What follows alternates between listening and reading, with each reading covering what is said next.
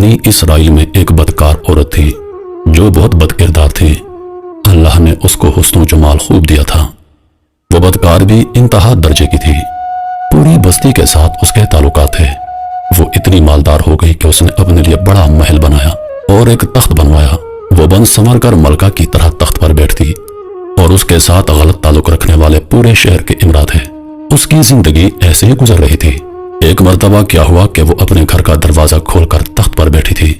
قریب کسی اور بستی کا نوجوان تھا جو بڑا نیک تھا، عبادت گزار تھا۔ وہ ادھر سے گزرا اور گزرتے ہوئے اچانک اس کی نظر اٹھی اور اس بد کردار عورت پر جا پڑی۔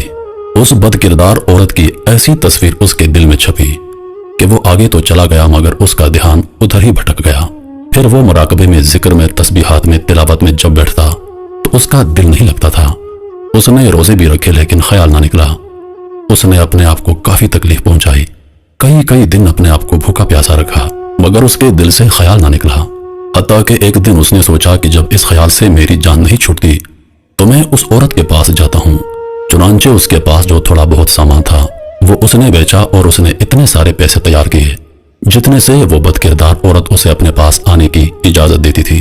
وہ اس بد کردار عورت کے پاس آیا اور اس کو پیسے دے کر اس کے پاس چارپائی پر بیٹھ گیا، بات چیت کرنے لگا۔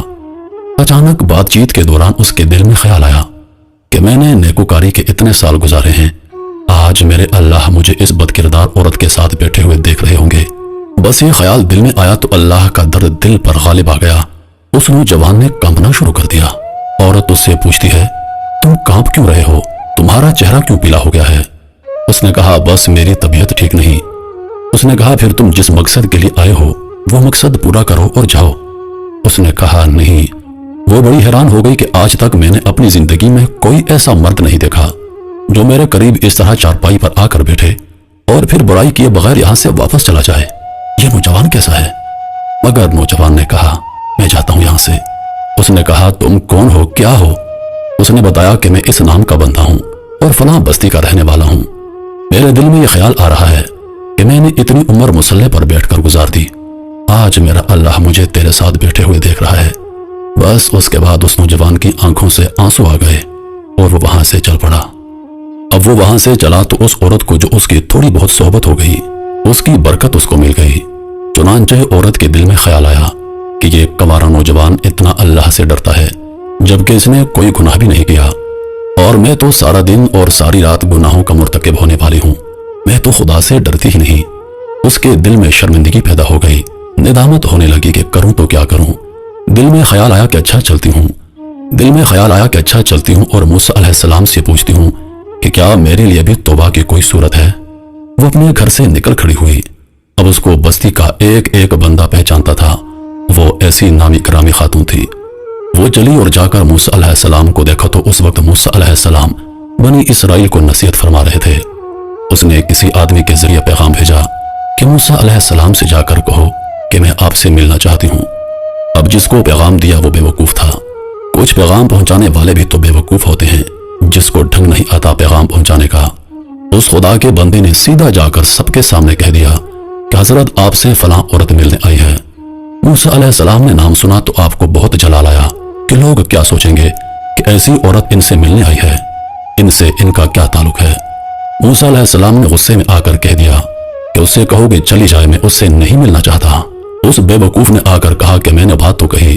موسیٰ علیہ السلام بڑے ناراض ہو گئے، وہ بڑے خفا ہوئے، وہ ڈر گئی۔ اس نے کہا، میری بدکاریاں ایسی ہیں کہ اللہ مجھ سے پہلے ناراض تھا اور اب اللہ کا نبی بھی مجھ سے بات نہیں کرتا، میرے لیے تو اب دنیا میں ٹھکانہ کوئی نہیں۔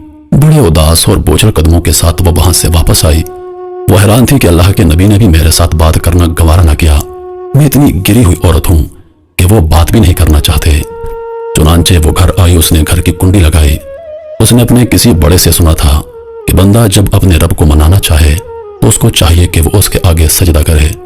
چنانچہ اسے اور کوئی طریقہ نہیں آتا تھا، گھر کی کنڈی لگا کر ایک جگہ اس نے اللہ کے سامنے سجدہ کیا۔ دل سے کہہ رہی ہوگی، میں تیرے سامنے جھک رہی ہوں خدا، میرا کوئی نہیں اللہ تیرے سوا۔ اسے پوری دنیا میں اور کوئی نجات کا راستہ نظر نہیں آتا تھا۔ پھر اللہ کی شان دیکھیے، اس نے رات گزاری۔ اگلے دن اس کے دل میں خیال آیا کہ میں عورت ذات ہوں، اکیلی مکان میں رہتی ہوں، ایک میری خادمہ ہی تو ہے، میں اگر نیت کر بھی لوں کہ جتنے لوگوں نے میرے ساتھ بدکاریاں کی ہیں وہ تو مجھے نہیں رہنے دیں گے، تو بہتر ہے کہ میں اس جگہ کو چھوڑ کر چلی جاؤں۔ تبھی اس نے فیصلہ کیا کہ میں یہاں سے چلی جاتی ہوں۔ اس نے اپنے آپ کو ایک سادہ سے کپڑے میں لپیٹا تاکہ کوئی کپڑوں کو اور حسن و جمال کو نہ دیکھے کہ یہ کون ہے۔ پھر اس نے سوچا عورت ذات ہوں، کہاں جاؤں گی؟ دل میں خیال آیا کہ وہ جو نیک نوجوان تھا جس کے دل میں اللہ کا اتنا خوف تھا کہ وہ اللہ کے ڈر سے کانپ رہا تھا، کیوں نہ میں اس نیک بندے کے پاس چلی جاؤں، اس کی خادمہ رہ جاؤں، ممکن ہے کہ وہ مجھے نکاح میں قبول کر لے۔ یہ اس کی بستی کی طرف چل پڑی۔ چنانچہ ڈھونڈتے ڈھونڈتے یہ اس بستی میں اس کے گھر پہنچی اور گھر والوں سے کہا کہ میں فلاں بندے سے ملنے آئی ہوں، تو انہوں نے کہا اس کا ذکر و عبادت کا معمول ہے اور وہ کمرے سے اس وقت نکلتا ہے، تم انتظار کر لو۔ چنانچہ اس نے کہا بہت اچھا، یہ انتظار میں بیٹھ گئی۔ جب انتظار کرنے میں بیٹھی ہوئی تھی تو اچانک اس نوجوان نے دروازہ کھولا اور اس کی نظر اس عورت پر پڑی، یہ سامنے بیٹھی تھی۔ جب نوجوان نے عورت کا چہرہ دیکھا تو اس کو اپنا وہ وقت یاد آ گیا کہ وہ کون سا وقت تھا۔ میں اپنے مصلے کو چھوڑ کر بلاخر اس کی چارپائی پر جا بیٹھا تھا تو اس نوجوان کے دل پر خوف طاری ہو گیا کہ کہیں یہ میرا ایمان خراب کرنے تو نہیں آ گئی۔ میں نے تو اتنی مشکل سے اس کا تصور ذہن سے نکالا تھا۔ تو نوجوان پر اتنا خوف طاری ہو گیا کہ وہ وہیں پر گرا اور اس کی جان نکل گئی۔ اب اس کی وفات پر گھر والے بھی رنجیدہ اور اس عورت کو بڑا غم تھا۔ خیر 3 دن کے بعد اس عورت نے اس کے گھر والوں کو بتایا کہ میں تو اس نیت سے آئی تھی۔ انہوں نے کہا اب تو وہ اس دنیا سے چلا گیا، اس کا ایک بھائی ہے، اگر تم مناسب سمجھو تو ہم اس سے پوچھ لیتے ہیں، اگر وہ تمہارے ساتھ نکاح کر لے تو تم اس کے ساتھ نکاح کر لو۔ اس نے کہا ٹھیک ہے۔ جب بھائی سے پتا کیا تو اس نے کہا ٹھیک ہے، اگر پہلے یہ ایسی عورت رہی ہے اور اب توبہ کی نیت کر چکی ہے تو میں اس کو اپنے نکاح میں قبول کر لوں گا، کیونکہ اللہ پاک معاف کرنے والی ذات ہے۔ جب اللہ پاک معاف کر دیتا ہے تو انسان کیا چیز۔ چنانچہ اس عورت کا اس کے بھائی کے ساتھ نکاح ہو گیا اور اس عورت کو اللہ تعالیٰ نے 7 بیٹے عطا فرمائے اور وہ 7 بیٹے بنی اسرائیل کے اولیاء میں سے گزرے۔ ایسی بدکار عورت بھی اگر توبہ کرتی ہے تو اللہ تعالیٰ اسے 7 ولیوں کی ماں بنا دیتے ہیں۔ وہ مولا کتنا کریم ہے۔ وہ کہتا ہے کہ اے میرے بندے، میرے پاس اتنے گناہ لے کر آ کہ زمین سے خلا تک کی ساری جگہ کو پر کر دے۔ میرے پاس اتنے گناہ لے کر آ جتنا دنیا میں درختوں کے پتے ہیں۔ میرے پاس اتنے گناہ لے کر آ جتنے دنیا میں ریت کے ذرے۔